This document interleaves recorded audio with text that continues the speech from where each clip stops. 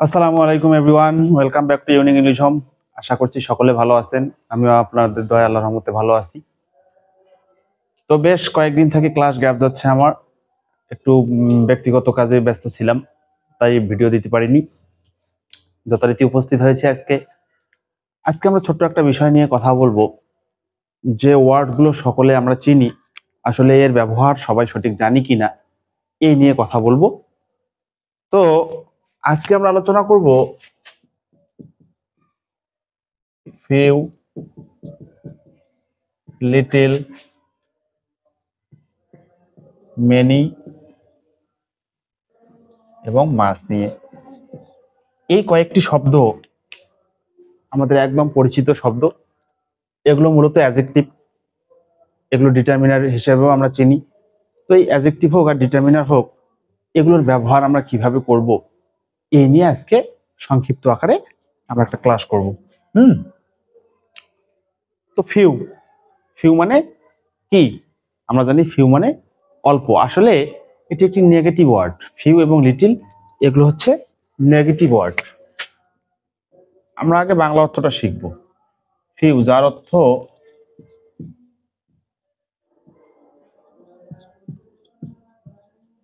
নেই বললেই চলে, ঠিক আছে। আ ফিউ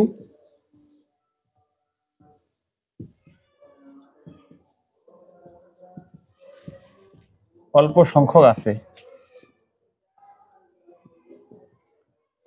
দা ফিউ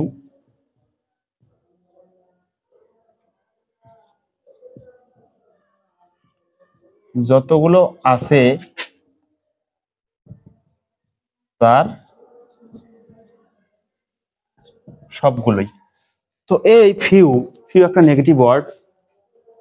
এর মানে হচ্ছে নেই বললেই চলে, অলমোস্ট নো যেটা। হ্যাঁ, এ ফিউ খুবই অল্প সংখ্যক আছে যেটা। আর দা ফিউ যতগুলো আছে তার পুরোটুকু বা সবগুলোকে আমরা দা ফিউ বলি। আচ্ছা, সেম একই বাংলা অর্থ আসবে যদি এখানে আমরা লিখি little, a little, the little. ঠিক আছে, little, a little, the little, same অর্থ আসবে। শুধু এখানে সংখ্যার জায়গা হয়ে যাবে পরিমাণ। নেই বললেই চলে, খুবই অল্প পরিমাণে আছে, যতটুকু আছে তার সবটুকুই। বোঝা গেছে? এখন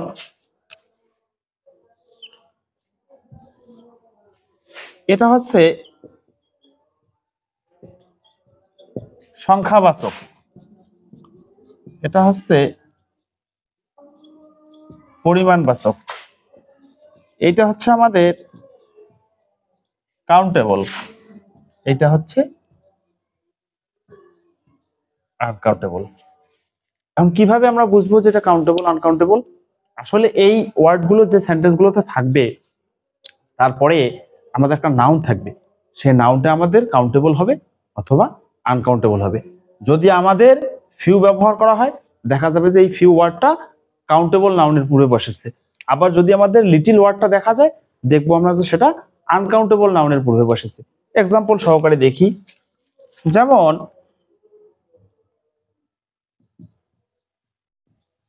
আই হ্যাভ ফিউ ফ্রেন্ডস। আবার যদি বলি I have a few friends, দুইটার মধ্যে একটা বড় তফাৎ। আই হ্যাভ ফিউ ফ্রেন্ডস আমার বন্ধু নেই বললেই চলে, অর্থাৎ আমার বন্ধু নেই। I have a few friends আমার অল্প সংখ্যক বন্ধু রয়েছে। এখন বলেন তো আপনারা, এই ফ্রেন্ডস বন্ধু এটা কাউন্টেবল না আনকাউন্টেবল? এটা অবশ্যই কাউন্টেবল, কারণ বন্ধু গণনা করা যাবে। হ্যাঁ, আবার এটাকে প্লুরাল করা হয়েছে। এখন যদি আমি বলি there is little water in the pot, পাত্রটিতে খুবই অল্প পরিমাণে পানি, খুব পাত্রটিতে পানি নেই বললেই চলে। তাহলে এই যে লিটলের পরে কি আছে আমাদের ওয়াটার, এটা কি আমাদের গণনা করা যায়? এটা হচ্ছে আমাদের আনকাউন্টেবল নাউন। তাহলে এই আনকাউন্টেবল নাউনের পূর্বে আমাদের কি বসলো? লিটল বসলো। এখানে যদি আমি এ বসাই একটা, তাহলে কি হবে? There is a little water in the pot. পাত্রে খুবই অল্প পরিমাণে পানি আছে। বোঝা গেছে? তাহলে ফিউ, এ ফিউ, আবার the few, little, a little, the little. এবার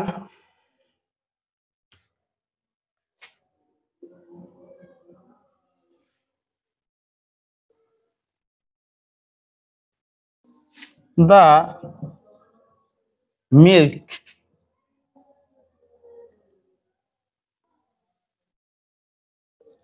ইউ গেভ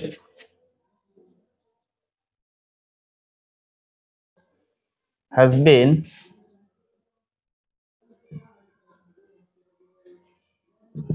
spilled। হ্যাঁ, তাহলে এই দা মিল্ক বলতে পুরো দুধটুকুকেই বোঝানো হয়ে গেছে। The milk you gave has been spilled. Sorry, the little milk you gave. তাহলে দা লিটল দ্বারা কি বোঝাইছে? যতটুকু দুধ ছিল সবটুকুই নষ্ট হয়ে গিয়েছে। তাহলে আমাদের দা লিটল, দা ফিউ আমরা এভাবে ব্যবহার করতে পারি, যতটুকু বোঝা গেছে তার সবটুকুই। সেই ক্ষেত্রে আমরা দা ফিউ অথবা দা লিটল ইউজ করব। আর এ ফিউ খুবই অল্প পরিমাণে আছে, হ্যাঁ, আর অল্প সংখ্যক আছে। আর যখন ফিউ বা লিটল হবে শুধুমাত্র, তখন নেই বললেই চলে, একদম নেগেটিভ। তাহলে আজকে আমরা শিখলাম যে আসলে few, a few, the few এর অর্থ কি এবং এগুলো কাউন্টেবল নাকি আনকাউন্টেবল। ঠিক আছে, এখন একইভাবে আমরা দেখব মেনি এবং মাস।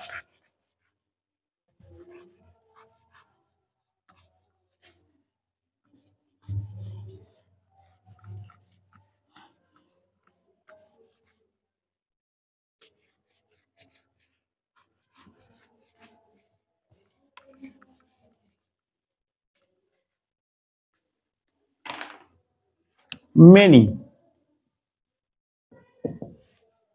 এটাও সংখ্যাবাচক, তার মানে কাউন্টেবল।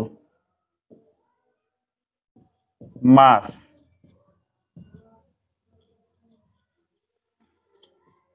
পরিমাণবাচক, তার মানে আনকাউন্টেবল। যেমন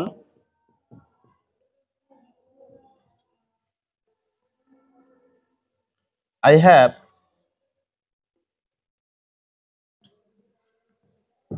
মেনি কাউস, আমার অনেক গরু আছে। Many cows. আই হ্যাভ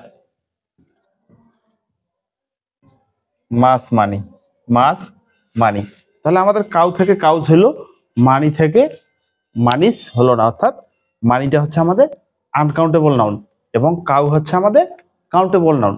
তাহলে কাউন্টেবলের পূর্বে আমরা মেনি ইউজ করব, আর আনকাউন্টেবলের পূর্বে আমরা মাস ব্যবহার করব।